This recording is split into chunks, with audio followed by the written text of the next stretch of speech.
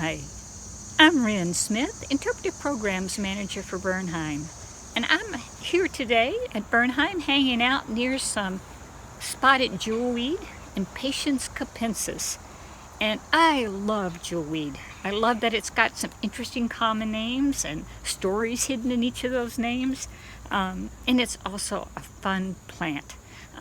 Besides being a great plant for attracting butterflies and hummingbirds and things like that, because it's got a funnel shape flower, and things with long tongues tend to find these a great source for nectar.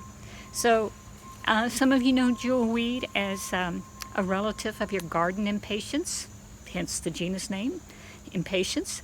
Some of you might know that this is a good plant to be familiar with if you fall into a poison ivy patch, because poison ivy leaves an oil called useful oil on your skin, and that's what causes the rash for many people. Well, jewelweed and the stems have a succulent quality about them that helps to break up that irritating oil and helps it to wash off your body. Some people say it's also somewhat of a soothing balm, makes you feel a little bit better, and that may or may not be the case, but certainly it can help break up that oil. But the thing that I like about jewelweed is the fact that it's got so many interesting common names, such as, so many stories in their names. One is referring to jewelweed. Some authorities say it's because the little flowers, I don't know if you can see them very well, they're almost gone now, hang like little jewels, and that makes good sense to me. Others say it's called jewelweed because if you put these leaves down in the water, it'll look kind of like mercury, like quicksilver, and that makes good sense to me. I think there's another reason that's called jewelweed. And if you were to open up, by the way, the other name for this plant is touch-me-not. This particular genus is spotted touch-me-not. And that's because if you touch the seed pods when they're swollen and ripen, they'll shoot their seeds out. That's a great adaptation for sending the seeds out further from the mother plants. Now let's see if I can find some that'll pop open.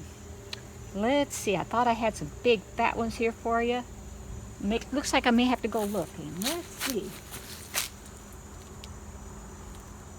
Well, it's a little bit like, there we go. Here's a couple of them here. And I'm afraid you will not be able to see these. And I can't tell because I don't have a camera person with me today. But you see it's shot its little seeds, and now there's this cute little curlicue there.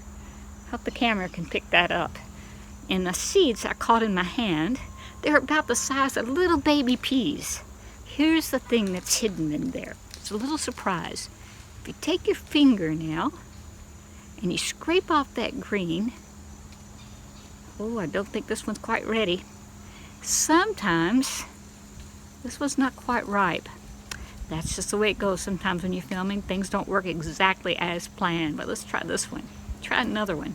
You scrape off that green with your fingernail, and you're sometimes left with a beautiful robin's egg blue. Well, that's a disappointment there. So I guess it's a little bit like mining for gold. Sometimes you find it and sometimes you don't. But usually when I scrape that green away, I can easily find a turquoise blue jewel hiding in it. And I like the idea that that's why it's called jewelweed. Of course, I've never read that particular story anywhere, but sometimes it's fun to make them up. Okay, so hope you get familiar with jewelweed. You might need it sometime. And besides that, it's fun to, if you like popping bubble wrap, it's fun to find those swelling pods and go poof and watch their seeds fly through the air. All right, you have a good day and enjoy exploring Bernheim or your own backyard.